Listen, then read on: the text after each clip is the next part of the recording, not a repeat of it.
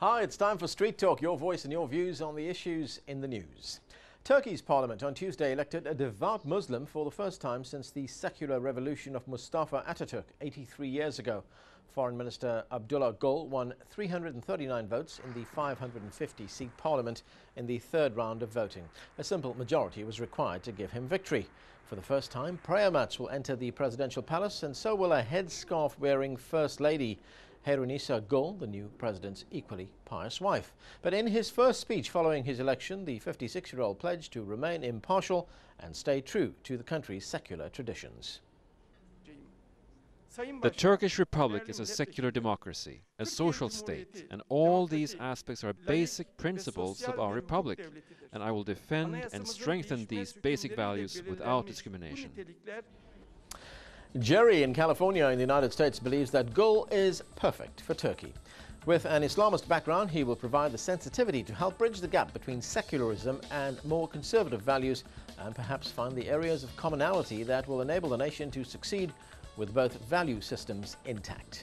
Suhad in Cairo in Egypt doesn't believe the Turkish government is following democratic principles. They claim to live in a free society but forbid women from wearing headscarves and freak out at the slightest mention of religion. In a democracy, people should be able to practice the religion of their choosing and to wear what they want. Otherwise, it's just another dictatorship.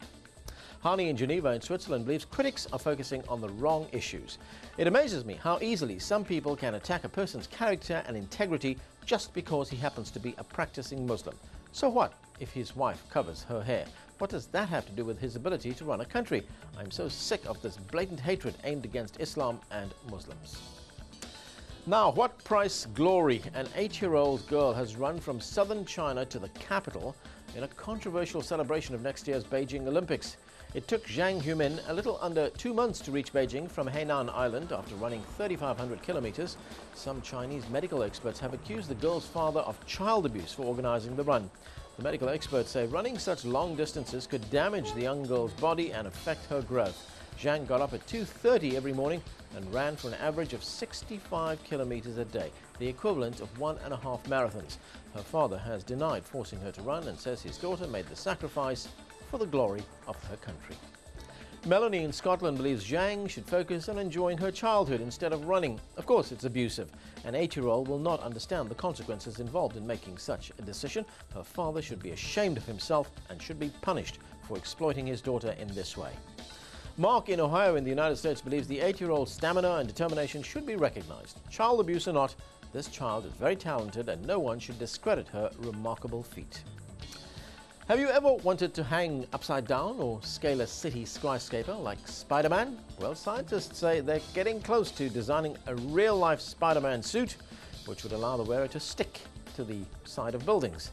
The breakthrough came after research into a microscopic Velcro used by real spiders, which allows them to cling to smooth surfaces. Scientists hope the material, made up of millions of microscopic super sticky hollow structures called carbon nanotubes, will allow people to climb smooth surfaces like concrete or even glass. Who knows?